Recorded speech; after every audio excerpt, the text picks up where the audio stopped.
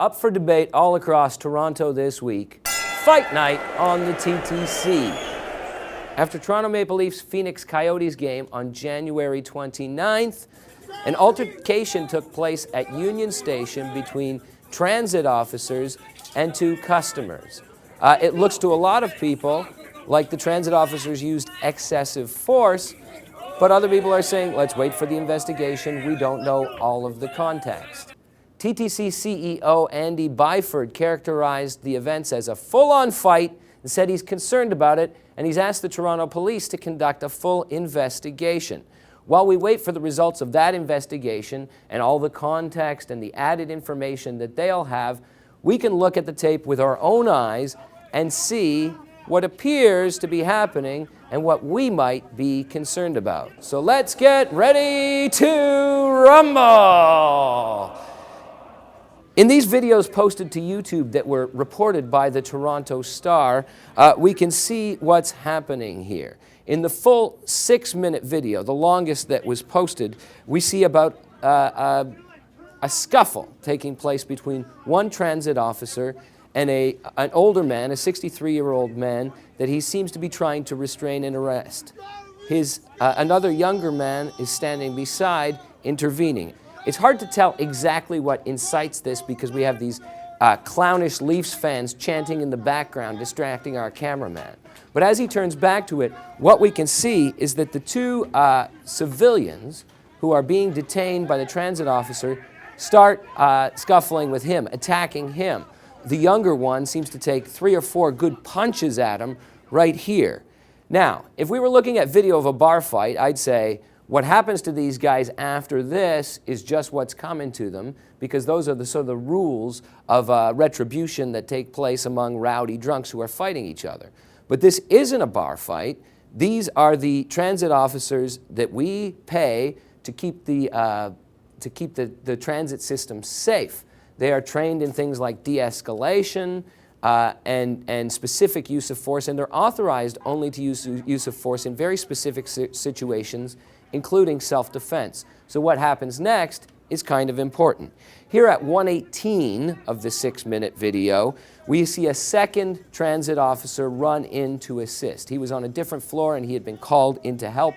He had also, we learned from Andy Byford, called the police at this point.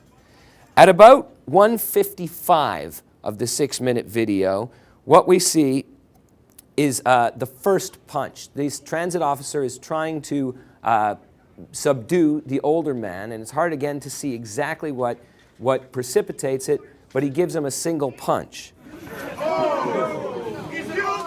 The two then go down to the ground.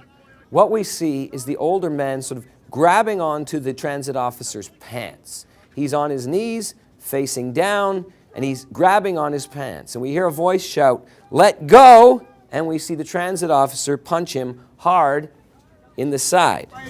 Let go! Hey, stop! Which leads to, immediately following that, the second citizen who's standing seems to take a few steps forward as if he's about to intervene, which leads to the officer who is detaining him taking 3 big swings at him, hitting him 1, 2, 3 in the head or around the face.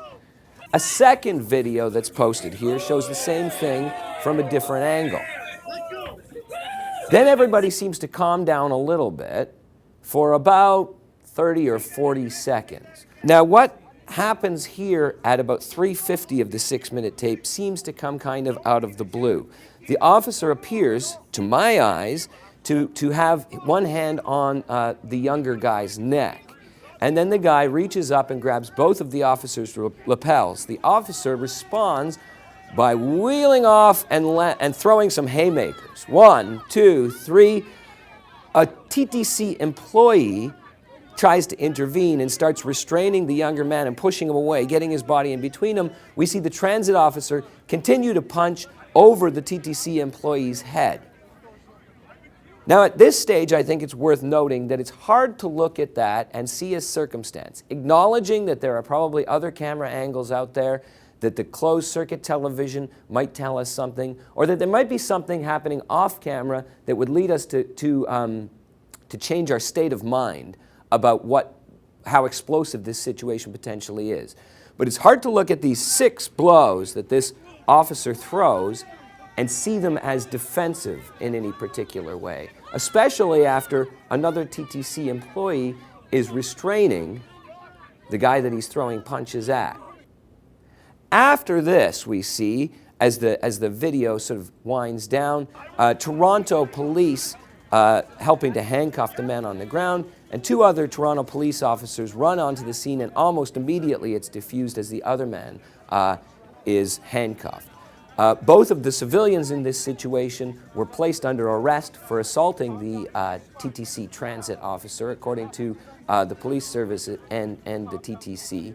But the transit officers were never flagged for further review. In fact, Andy Byford said at his press conference today that looking at their reports, looking at the footage that the TTC had, and looking at what the police charges that had been filed, his line officers had flagged this case for no further action to be taken. And so he and the senior executives of the TTC didn't hear anything about it until the Star reported on it last night.